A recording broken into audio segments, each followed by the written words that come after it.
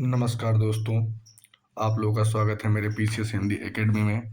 आज मैं आप लोगों को क्लास 7th की ज्योग्राफी का चैप्टर नंबर 8 पढ़ाऊंगा। जैसा कि चैप्टर का नाम है मानव पर्यावरण, अन्योन्य क्रिया, उष्णकटिबंधीय एवं उपोष्ण प्रदेश।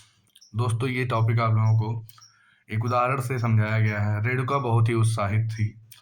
उसके चाचा श्रीकांत लगभग 4 महीने के बाद आज घर में थे। एक वन्य जीव फोटोग्राफर थे। उसके जो चाचा थे भाई, वो एक वन्य जीव फोटोग्राफर थे तथा वो बहुत यात्रा करते थे। बहुत छोटी उम्र से रेणुका की रुचि वन्य जीव एवं वनों में थी। और जो रेणुका थी, उसकी बहुत छोटे की उम्र से उसकी रुचि वन्य जीव एवं वनों में थी। जब उसके चाचा ने प्राकृतिक संबंधी पुस्तकों से उसका परिचय करवाया, जब उसके चाचा जो थे दोस्तों, वो प्राकृतिक संबंधी पुस्तकों से जब उसका परिचय करवाया, दूरस्थ भूस्थल एवं वहां रहने वाले लोगों की तस्वीरों से उसे हमेशा आकर्षित करती रही। दूरस्थ रहने वाले जो दोस्त लोग थे, उनकी तस्वीरें जो थी उसे हमेशा से आकर्षित करती थी। रेणुका, इन तस्वीरों में तुम विश्व के विभिन्न भागों के लोगों को देख सकती हो। कुछ शुष्क रेगिस्तान से हैं, कुछ बर्फीले प्रदेशों से हैं एवं कुछ गर्म एवं नम वर्षा प्रदेश हैं। उसके चाचा जी ने जब वो चित्र दिखाया तो उसने कहा कि तुम विभिन्न लोगों के बारे में देख सकती हो। कुछ रेगिस्तान के में रहने वाले लोग हैं, कुछ बर्फीली प्रदेशों में रहने वाले देश हैं, कुछ गर्म एवं नम वर्षा वाले प्रदेशों से हैं। वे मुझसे कितना अलग दिखते हैं। रेणुका ने कहा, वे देखने में भले ही अलग हों, लेकिन उनके भोजन, कपड़ा एवं मकान जैसी जीवन की मूल्य आवश्यकताएं हमारे समान ही हैं। श्रीकांत चाचा ने कहा, उनके बच्चे भी शायद तुम्हारी ही तरह खेलते हैं, सभी झगड़ते हैं, फिर समझौता कर लेते हैं, गाते हैं, नाचते हैं एवं घरेलू कार्यों में अपने परिवार की मदद करते हैं। उसके चाचा ने वो उदाहरण दिया कि जैसे तुम बच्चे हो, ऐसे उनके भी बच्चे हैं। जैसे तुम खेलते हो, लड़ते हो, झगड़ते हो, सभी लड़ते झगड़ते हैं, लेकिन वो अपने परिवार के घरेलू कार्य में मदद करते हैं।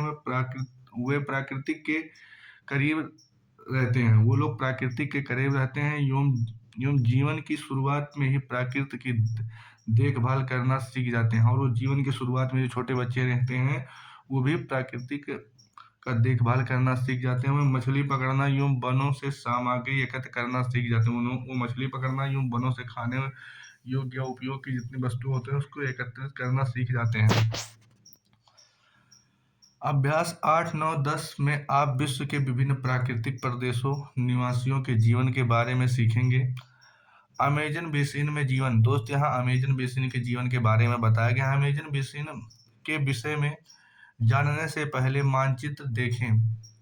मानचित्र 8.2 ध्यान दें कि उष्णकटिबंधीय प्रदेश कर्क रेखा और मकर रेखा के मध्य स्थित है। जो उष्ण कटिबंधीय प्रदेश है दोस्तों, वह कर्क रेखा और मकर रेखा के मध्य स्थित है। भूमध्य रेखा के 10 डिग्री उत्तर से 10 डिग्री दक्षिण के मध्य के भाग को भूमध्य प्रदेश कहते हैं। दोस्त, इसमें बताया गया है कि भूमध्य रेखा से 10 डिग्री उत्तर से और 10 डिग्री दक्षिण के मध्य के भाग को भूमध्य रेखीय प्रदेश कहते हैं। अमेजन नदी इसी प्रदेश से होकर बहती है। जो अमेजन नदी है, वो भूमध्य रेखीय प्रदेश से होकर बहती है। ध्यान दें कि यह पश्चिम में पर्वतों से निकलकर पूरब में अंध महासागर में कैसे पहुंचती है। दोस्तों, बताया गया कि ये ध्यान दें कि यह पर्वतों से निकलकर पश्चिम से पर्वतों से निकलती है और पूरब से अंध महासागर में कैसे पहुंचती है। जिस स्थान पर कोई नदी किसी अन्य जलाशय में मिलती है उसे नदी का मुहाना कहा जाता है। दोस्तों यदि आपसे कोई पूछे कि नदी का मुहाना किसे कहते हो तो मैं आपको बता दूं, जैसे ये नदी जा रही है और यहाँ आके कोई एक नदी और जा रही है उससे मिल गई, तो जहाँ लिखा है जहाँ नदी किसी अन्य जलराशि में मिलती है उसे नदी का मुहाना कहते हैं। अमेजन नदी में बहुत सारी सहायक नदियां मिलकर अमेजन बेसिन का निर्माण करती हैं। दोस्तों अमेजन नदी में बहुत सारी सहायक नदियां मिलती हैं और अमेजन बेसिन का निर्माण करती हैं। यह नदी बेसिन ब्राजील के भागों, पेरू के कुछ भागों, बोलीविया, इक्वाडोर, कोलंबिया तथा वेनेजुएला के छोटे भाग में अपवाहित होती है। दोस्त बताया गया है ये जो अमेजन नदी बेसिन है ब्राजील के भागों में, पेरू के भागों में, बोलीविया के भागों में, इक्वाडोर के भागों में, कोलंबिया, वेनेजुएला के छोटे भागों में अपवाहित होती है। क्या आप इस बेसिन में स्थित उन देशों का नाम बता सकते हैं जिनसे भूमध्य रेखा गुजरती है? दोस्त ये पूछा गया है सॉरी भाई, कि क्या आप उन देशों का नाम बता सकते हैं जिनसे भूमध्य रेखा होकर गुजरती है?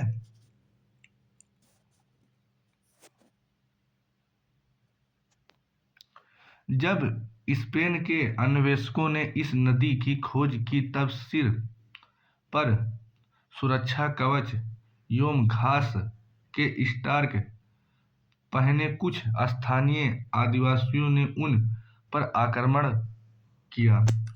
दोस्त बताया गया है कि जब स्पेन के अन्वेषकों का मतलब वैज्ञानिक ही है, जब इस नदी की खोज की तब सिर पर सुरक्षा कवच बांधे, हेड गियर मतलब इंग्लिश में हेड गियर, एवं घास के स्टार्क पहने कुछ स्थानीय आदिवासियों ने उन पर आक्रमण किया। इन आक्रमणकारियों ने उन्हें प्राचीन रोमन साम्राज्य के अमेजोस नामक महिला योद्धा के आक्रामक समूह की याद दिला दी। इस प्रकार यहाँ का नाम अमेजन पड़ा। इसी के कारण यहाँ का नाम अमेजन पड़ा। जो ये रोमन साम्राज्य की जो महिला थी, अमेजोस नामक जो महिला योद्धा थी, उसी के नाम पे इसका नाम अमेजन बेसिन पड़ा।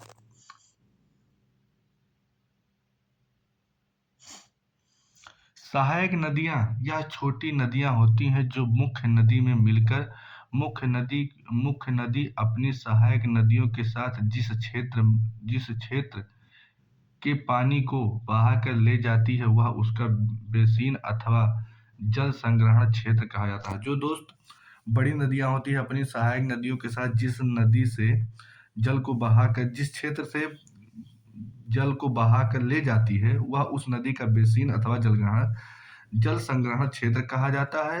अमेजन बेसिन विश्व का सबसे बड़ा नदी बेसिन है। ये इंपॉर्टेंट पॉइंट है मित्रों कि अमेजन बेसिन विश्व का सबसे बड़ा नदी बेसिन है।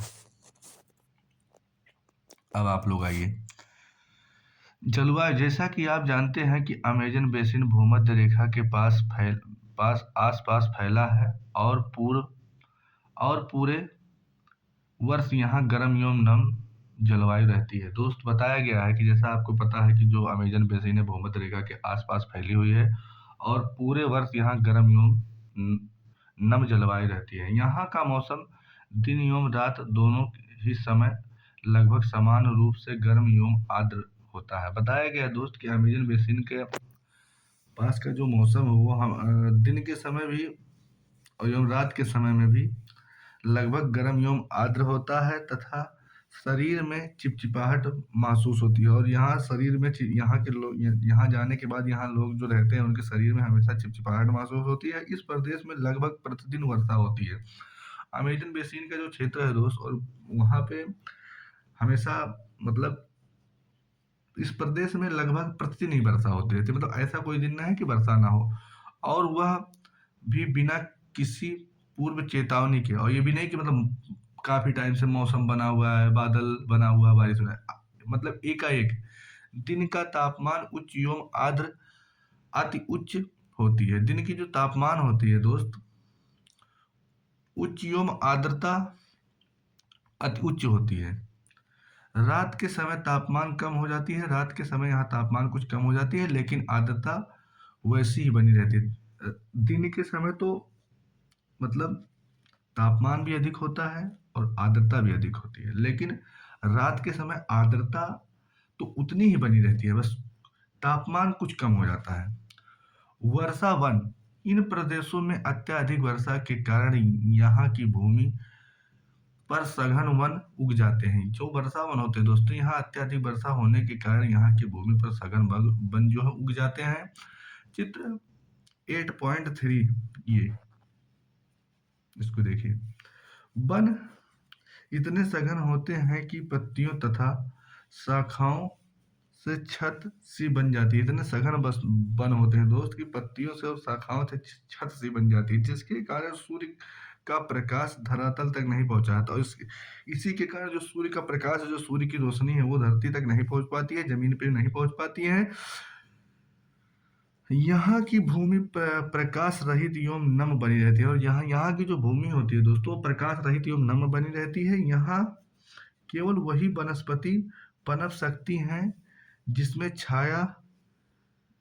छाया में बने। यहाँ दोस्त बताया गया है वही वनस्पति पनप सकती जिसकी छाया में बढ़ने की क्षमता हो, मतलब ऐसी वनस्पति यहाँ पनप सकती जिसकी छाया में पनपने की या बढ़ने की क्या नाम है क्षमता हो। परजीवी पौधे के रूप में यहाँ आर्डिग एवं ब्रोमियार्ड पैदा होते हैं। दोस्त यहाँ बताया गया है कि परजीवी पौधों के रूप में यहाँ आर्कटिक एवं ब्रेमियार्ड पैदा हो सकते हैं। वर्षा वन होते हैं दोस्त, वर्षा वन में प्राणी जात की प्रचुरता होती है। वर्षा वन में जो है दोस्तों प्राणी जात की प्रचुरता होती है। टूकन, गुंज पक्षी, रंगीन पक्षती वाले पक्षी एवं भोजन के लिए बड़ी चोंच वाले विभिन्न प्रकार के पक्षी जो भारत में पाए जाने वाले सामान्यतः विभिन्न पक्षियों से भिन्न होते हैं। दोस्त बताया कि यहाँ लंबी चोंच वाले या अन्य भी जो पक्षी पाए जाते हैं वो भारत में सामान्यतः पाए जाने वाले जो पक्षी हैं उनसे भिन्न होते हैं, यहाँ पाए जाते हैं, और वही जो भारत में पाए जाने वाले से भिन्न होते हैं वही वहाँ पाए जाते हैं।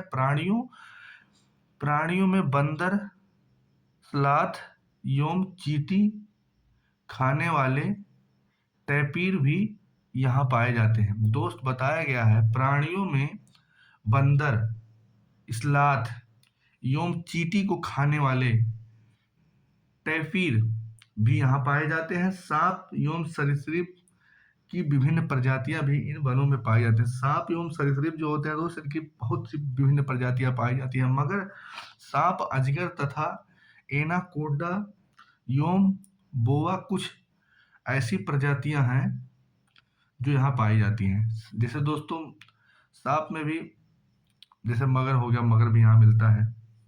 सांप, अजगर, एनाकोंडा, बोआ कुछ ऐसी ही प्रजातियां हैं। इसके अतिरिक्त हजारों कीड़े मकोड़े भी इस बेसिन में निवास करते हैं। दोस्त बताया गया है कि यहाँ हजारों कीड़े मकोड़े इस बेसिन में निवास करते हैं। मांस खाने वाली पिरान्या, मत्स्य समेत मछलियां की विभिन्न प्रजातियां भी अमेजन नदी में पाई जाती हैं। दोस्त बताया गया कि मांस खाने वाली जो मछलियां होती हैं वो भी उनकी भी विभिन्न प्रजातियां अमेजन बेसिन में पाई जाती हैं। अमेजन नदी में पाई जाने वाली इस प्रकार जीवों की विविधता की दृष्टि से यह बेसिन असाधारण रूप से समृद्ध है। बताया गया है दोस्त कि अमेजन बेसिन में जीवों की विविधता की दृष्टि से यह बेसिन असाधारण रूप से समृद्ध है। लिखा है ब्रोमियार्ड एक विशेष प्रकार का पौधा है जो अपनी पत्तियों में जल को संचित रखता है और मेढक जैसे प्राणी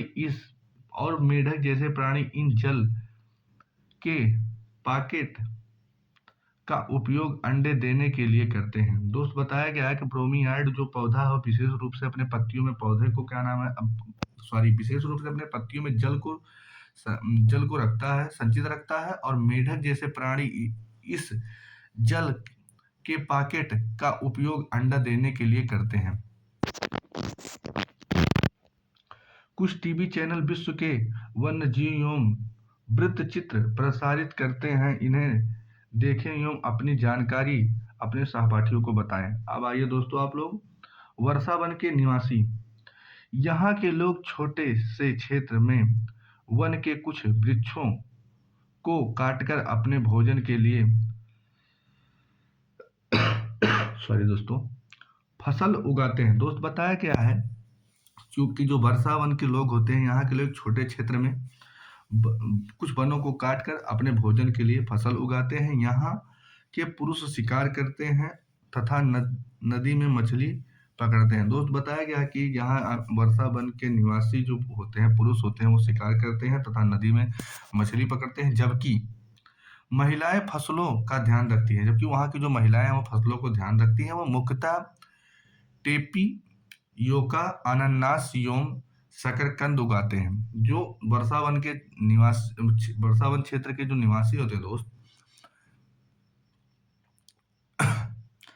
ये यहाँ की जो महिलाएं हैं फसलों पर ध्यान देती हैं। वो मुख्यतः टेपियोका अनानास एवं शकरकंद उगाते हैं, क्योंकि मछली का शिकार मिलना अनिश्चित होता है। बताया गया दोस्त, क्योंकि यहाँ पे मछली या शिकार मिलना अनिश्चित होता है, ऐसे में महिलाएं ही अपनी उगाई साग सब्जियों से परिवार का भरण पोषण करती हैं। दोस्त बताया गया है, कारण ये है कि यहाँ मछली और शिकार मिलना थोड़ा अनिश्चित होता है, ऐसे में महिलाएं परिवार के भरण पोषण के लिए उगाई गई भरण पोषण के साग सब्जियां उगाती हैं। वे कर्तन एवं दहन कृषि पद्धति का प्रयोग करती हैं। दोस्तों ये इम्पोर्टेंट है।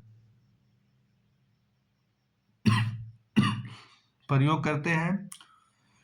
इनका मुख्य आहार मेनियोक है। जो इनका मुख्य आहार है मेनियोक है, जिसे कसावा भी कहते हैं तथा यह आलू की तरह जमीन के अंदर पैदा होता है। और यह जो कसावा होता है दोस्तों, यह जैसे आलू पैदा होता है, आलू तो आपने देखा ही होगा आलू कैसे पैदा होता है, उसी तरह जमीन के अंदर पैदा होता है। ये चींटियों की रानी एवं अंडकोश भी खाते हैं। ये लोग जो हैं चींटियों की रानी एवं अंडकोश भी खाते हैं। काफी, मक्का एवं कोको जैसी नगदी फसल भी उगाई जाती है। यहाँ पे काफी भी, मक्का भी, कोको जैसी नगदी फसल भी उगाई जाती है। वर्षा वन अत्यधिक मात्रा में घरों के लिए लकड़ी प्रदान करते हैं। वर्षा वन जो होते हैं दोस्त, ये अत्यधिक मात्रा में घरों के लिए लकड़ी प्रदान करते हैं। कुछ परिवार मधुमक्खी के छत्ते के आकार वाले छप्पर जैसे घर में रहते हैं। कुछ परिवार दोस्त यहाँ मधुमक्खी के आकार वाले छप्पर जैसे घरों में रहते हैं, जबकि कुछ लोग मलुका कहे जाने वाले अपार्टमेंट जैसे घर में रहते हैं। दोस्त बताया गया है कि जबकि कुछ लोग यहाँ मलुका कहे जाने वाले अपार्टमेंट जैसे घर में रहते हैं, जिनकी छत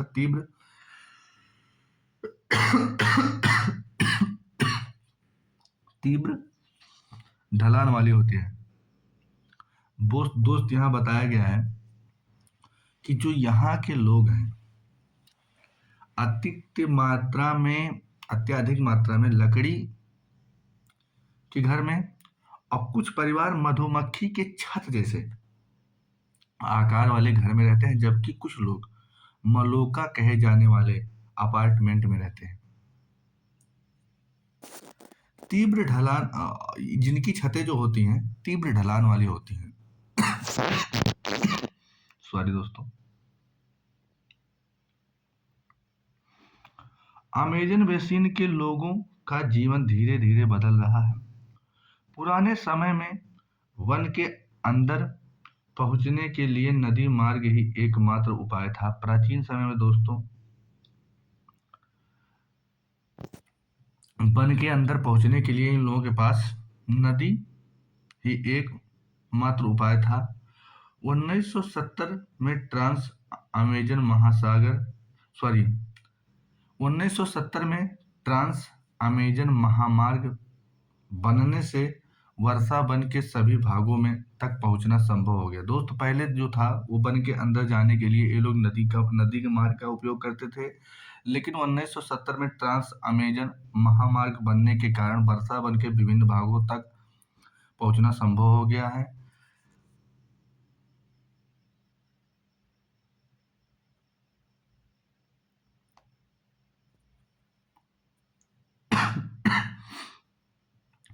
अनेक स्थानों पर पहुंचने के लिए हवाई जहाजों तथा हेलीकॉप्टरों का उपयोग किया जाता है। दोस्तों यहाँ अनेक स्थानों पर पहुंचने के लिए वर्षा वन के क्षेत्र में हवाई जहाज एवं हेलीकॉप्टरों का प्रयोग किया जाता है। इस प्रक्रिया के फलस्वरूप वहां की मूल आबादी को उस क्षेत्र से बाहर निकलकर नए क्षेत्र में बसना पड़ा, जहां वे अपने पौराणिक तरीके से खेती करते रहे। दोस्त बताया गया है यहाँ की जो इस क्षेत्र के जो लोग हैं उनको बाहर निकलने और नए क्षेत्र में बसना, जहां वे अपना पौराणिक तरीके से खेती करते हैं। विकास की गतिविधियों के कारण जैविक विविधता वाले वर्षा वन धीरे धीरे नष्ट हो रहे हैं। दोस्त बताया गया है विकास की गतिविधियों के कारण जो जैविक विविधता वाले हमारे वर्षा वन हैं धीरे धीरे नष्ट हो रहे हैं। ऐसा अनुमान है कि प्रतिवर्ष अमेजन बेसिन के वर्षा वन का बड़ा भाग लुप्त होता जा रहा है। दोस्त ऐसा अनुमान लगाया गया है कि प्रतिवर्ष अमेजन बेसिन का जो वर्षा वन वाला क्षेत्र है बहुत बड़ा भाग लुप्त होता जा रहा है। आप देख सकते हैं कि वर्षा वन के लुप्त होने से व्यापक प्रभाव होता है। चित्र 8.6 वर्षा के कारण मिट्टी की ऊपरी परत बह जाती है एवं सघन एवं बंजर भूमि में बदल जाती है। ये दिखाया गया दोस्त, ये देखिए।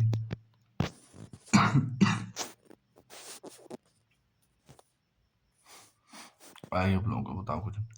कर्तन एवं दहन की पद्धति में किसान पहले वृक्षों एवं झाड़ियों को काटकर भूमि साफ करते हैं। कर्तन एवं दहन प्रणाली की जो कृषि होती है दोस्त, इसमें जो किसान होते हैं पहले वृक्षों एवं झाड़ियों को काटकर भूमि को साफ करते हैं, फिर इनको जलाया जाता है जिससे पोषक तत्व मिट्टी में मिल जाते हैं। फिर उसके बाद यहाँ की जो क्या नाम है ये झाड़ियाँ होते हैं इसको जलाया जाता है, फिर यहाँ पोषक तत्व जो है वो मिट्टी में मिल जाते हैं। इस साफ भूमि पर कुछ वर्षों तक फसल पैदा की जाती है और उसके बाद उस साफ जो भूमि होती है कुछ वर्षों तक फसल पैदा की जाती है। जमीन के इस टुकड़े के बार बार प्रयोग से मिट्टी में पोषक तत्वों का अभाव हो जाता है और उसी जमीन का बार बार प्रयोग करने के कारण दोस्तों उस जमीन की जो मिट्टी है जो पोषक तत्वों का अभाव हो जाता है। इसीलिए इस टुकड़े को छोड़ दिया जाता है। उसी कारण वो जो टुकड़ा खेती करने के लिए वन को काट के बनाया गया था उसको छोड़ दिया जाता है। इसके बाद फसल उगाने के लिए किसी दूसरे स्थान को साफ किया जाता है जिसको झूम कृषि बोलते हैं दोस्त। मतलब वन को काट के किए, जब उसके उपजाऊपन का उस मिट्टी का उपजाऊपन खत्म हो गया तो फिर दूसरे जगह पे फिर वही प्रक्रिया। इस बीच पुराने खेतों को छोटे छोटे वृक्ष जो इसके बाद जैसे मान लीजिए जो लोग उन पुराने क्षेत्रों को छोड़ के नए क्षेत्र में जब कब्जा करते हैं खेती करने के लिए मतलब उपयोगी उसको बनाते हैं तो जो पुराने होते हैं वहाँ छोटे छोटे वृक्ष उग जाते हैं। इस प्रकार मिट्टी पुनः उपजाऊ बन जाती है। तब लोग इस भूमि के टुकड़े को पुनः जोत सकते हैं। अब लोग आप आइए गंगा ब्रह्मपुत्र बेसिन में जीवन। अब आपको अमेजन बेसिन के बारे में तो बता ही दिया गया है। अब आप लोगों को गंगा ब्रह्मपुत्र बेसिन के गंगा ब्रह्मपुत्र बेसिन में जो जीवन है उसके बारे में बताया गया। गंगा तथा ब्रह्मपुत्र की सहायक नदियां मिलकर भारतीय महाद्वीप में गंगा ब्रह्मपुत्र बेसिन का निर्माण करती हैं। दोस्त बताया गया है गंगा तथा ब्रह्मपुत्र की जो सहायक नदियां हैं वो भारतीय महाद्वीप में गंगा ब्रह्मपुत्र बेसिन का निर्माण करती हैं। चित्र 8 में बेसिन उपोष्ण में उत्तर 10 डिग्री उत्तर से 30 डिग्री अक्षांश के मध्य स्थित है। जो गंगा ब्रह्मपुत्र का बेसिन है दोस्त, यह उपोष्ण है। उपोष्ण में 10 डिग्री उत्तर से 30 डिग्री उत्तर अक्षांश के मध्य स्थित है। घाघरा, सोन, चंबल, गंडक, कोसी जैसे गंगा की सहायक नदियां एवं ब्रह्मपुत्र की सहायक नदियां इसमें अपवाहित होती हैं। दोस्त बताया गया है कि घाघरा हो गई, सोन हो गई, चंबल हो गई, गंडक हो गई, कोसी हो गई, गंगा की सहायक नदियां एवं ब्रह्मपुत्र की सहायक नदियां गंगा ब्रह्मपुत्र बेसिन में प्रवाहित होती हैं। इसमें प्रवाहित होती हैं। एटलस की सहायता से ब्रह्मपुत्र की कुछ सहायक नदियों के नाम ढूंढें। बताया गया दोस्त एटलस की सहायता से ब्रह्मपुत्र की कुछ सहायक नदियों के नाम ढूंढें। गंगा एवं ब्रह्मपुत्र के मैदान पर्वत एवं हिमालय के गिरिपाद तथा सुंदरवन डेल्टा इस बेसिन की मुख्य विशेषताएं हैं। मैदानी क्षेत्र में अनेक चाप झील पाए जाते हैं। दोस्त बताया गया कि मैदानी जो क्षेत्र होता है वहाँ अनेक प्रकार की चाप झील पाई जाती है। मैं आप लोगों को बताया था कि चाप झील कैसे बनता है। जैसे नदी आ रही है, अब जब नदी मुड़ गई तो ये जो बचा हुआ भाग है, ये जो बचेगा चाप झील बन जाएगा, उसे बोलते हैं चाप झील। यहाँ की जलवायु मुख्यतः मानसूनी होती है। गंगा ब्रह्मपुत्र का जो बेसिन है दोस्त, यहाँ की जलवायु मानसूनी होती है। मानसून जो है यहाँ मध्य जून से सितंबर के बीच होती है। ग्रीष्म ऋतु में गर्मी एवं शीत ऋतु में ठंडी होती है। गंगा ब्रह्मपुत्र बेसिन में दोस्त ग्रीष्म ऋतु में गर्मी और शीत ऋतु में ठंड होता है। भारत का मानचित्र देखिए, उन राज्यों के नाम बताइए जहां गंगा ब्रह्मपुत्र बेसिन स्थित है। ब्रह्मपुत्र नदी को विभिन्न स्थानों पर विभिन्न नामों से जाना जाता है। इस नदी के अन्य नाम का पता लगाइए।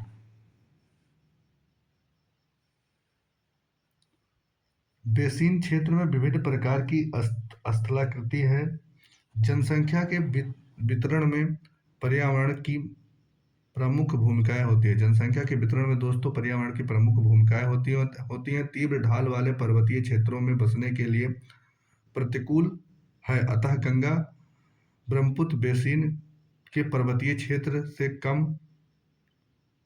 गंगा ब्रह्मपुत्र बेसिन के पर्वतीय क्षेत्रों में कम लोग रहते हैं। मानव प्रवास के लिए मैदानी क्षेत्र सबसे प्रयुक्त होता है। दोस्त बता रहा है कि जो पर्वतीय क्षेत्र होता है वहां पे कम लोग रहते हैं, लेकिन मानव के प्रवास के लिए मैदानी क्षेत्र सबसे उपयुक्त होते हैं, अतः यहाँ जनसंख्या घनत्व अधिक होती है।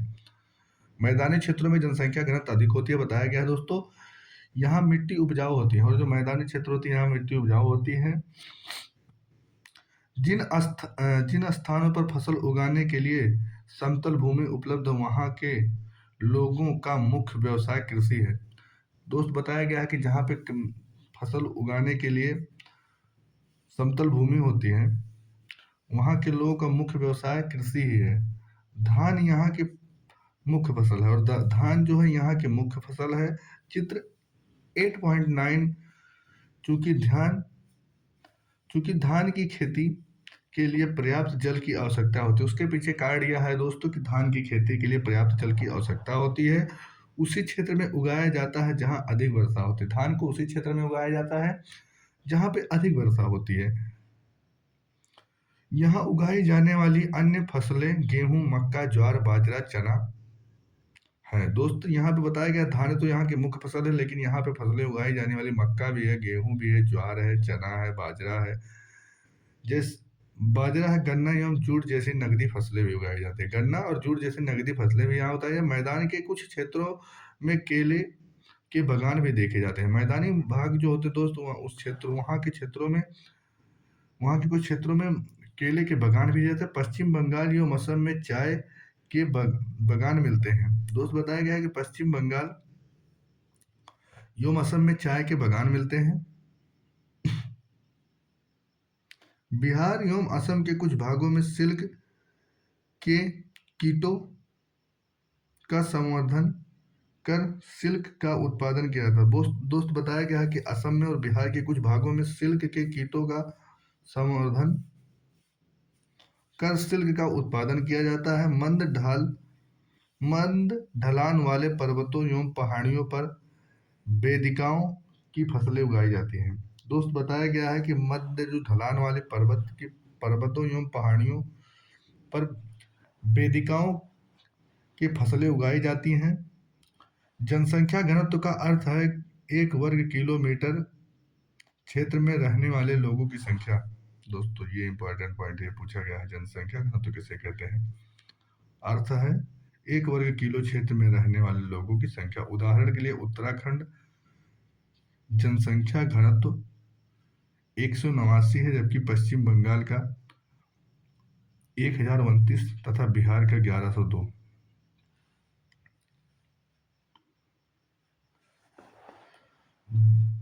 विभिन्न भू आकृतियों के अनुसार वनस्पति में भी भिन्नता पाई जाती है। दोस्त बताया गया है कि जिस प्रकार की भू आकृति होती है, उसी प्रकार वनस्पति में भी भिन्नता पाई जाती है। गंगा ब्रह्मपुत्र के मैदान में सागवन, साखू एवं पीपल के साथ उष्णकटिबंधीय पर्णपाती पेड़ भी पाए जाते हैं। दोस्त बताया गया है कि गंगा ब्रह्मपुत्र का जो मैदानी क्षेत्र है, वहां पे सागौन और साखू जिसको कि दोस्त लोकल लैंग्वेज में सखुआ बोलते हैं, एवं पीपल के साथ उष्णकटिबंधीय पर्णपाती पेड़ भी पाए जाते हैं। ब्रह्मपुत्र के मैदानी क्षेत्रों में घने झुरमुट पाए जाते हैं। दोस्त बताया गया ब्रह्मपुत्र के मैदानी क्षेत्र में घने जो है बांस एवं झुरमुट पाए जाते हैं। डेल्टा क्षेत्र में जो डेल्टा क्षेत्र है दोस्त, मैंग्रोव वन से घिरा है। जो डेल्टा क्षेत्र है वहां मैंग्रोव पाए जाते हैं।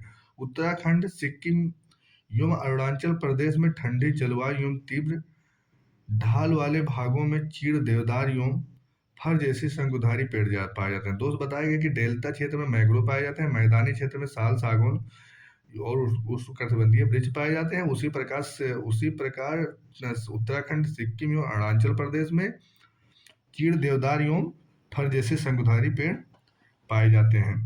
जूट, बांस एवं सिल्क से बने हस्तशिल्प एकत्रित करें, उन्हें अपनी कक्षा में सजाएं, उन स्थानों का पता लगाएं जहां उनका निर्माण होता है। बेसिन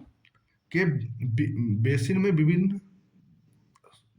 विविध प्रकार के वन्य जीव पाए जाते हैं। इनमें हाथी, बाघ, हिरण एवं बंदर आदि सामान्य रूप से पाए जाने वाले जीव हैं। दोस्त बताया गया है कि बेसिन में विविध प्रकार के जो वन्य जीव पाए जाते हैं, उसमें हाथी, बाघ, हिरण एवं बंदर आदि सामान्य रूप से पाए जाने वाले जीव हैं। एक सींग वाला गैंडा ब्रह्मपुत्र के मैदानों में पाया जाता है। दोस्त बताया गया जो एक सींग वाला गैंडा होता है, वो ब्रह्मपुत्र के मैदान में पाया जाता है। चित्र 8.11 में डेल्टा क्षेत्र में बंगाल टाइगर, मगर एवं घड़ियाल पाए जाते हैं। दोस्त बताया गया है कि चित्र जो ब्रह्मपुत्र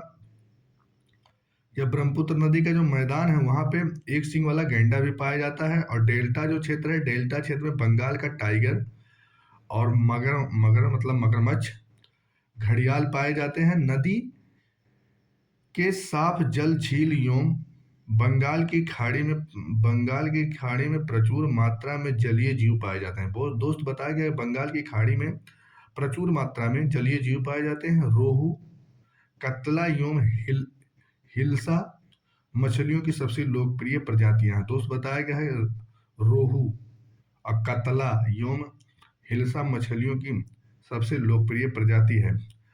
मछली एवं चावल इस क्षेत्र में रहने वाले लोगों का मुख्य आहार है। दोस्त बताया गया ब्रह्मपुत्र नदी के जो मैदानी क्षेत्र है यहाँ पर रहने वालों के जो लोग हैं, यहाँ के लोगों को मछली एवं चावल इस क्षेत्र में रहने वाले लोगों का मुख्य आहार है। जैसे कि बंगाल में माछीवाड़।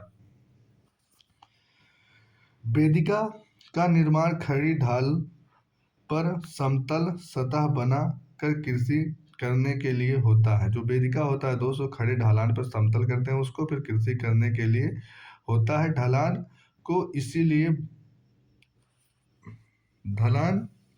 को इसीलिए हटाया जाता है कि जल का प्रवाह तीव्र ना हो सके। जो ढलान है दोस्त, ढलान को इसीलिए हटाया जाता है कि जो जल का प्रवाह है तीव्र ना हो। इसी नाते वहां सीढ़ीदार कृषि मतलब वेदिका जो बोलते हैं कृषि होती है। ये दिखाया गया वेदिका कृषि का चित्र।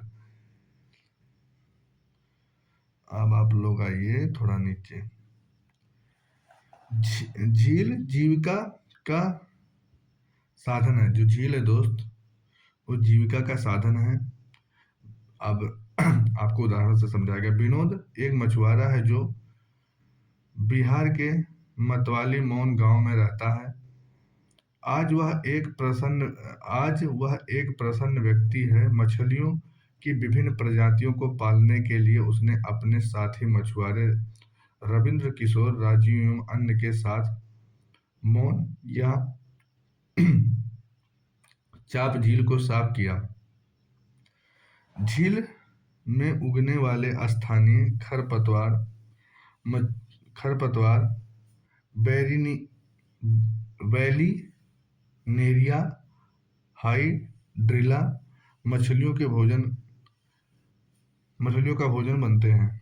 दोस्त बताया गया है कि झील में जो उगते हैं खरपतवार वो मछलियों का भोजन बनते हैं। झील के आसपास की भूमि उपजाऊ है। वह इस जमीन पर धान, मक्का एवं दलहन जैसी फसलों को बोता है। खेत की जुताई के लिए भैंसों का उपयोग किया जाता है। वहाँ के लोग बहुत संतुष्ट हैं। दोस्त बताया गया है कि झील के पास की जो मिट्टी है उपजाऊ है, वो लोग वहाँ फसल उगाते हैं। उसके बाद जुताई के लिए भैंसे का उपयोग करते हैं। वहाँ के लोग बहुत संतुष्ट हैं। नदी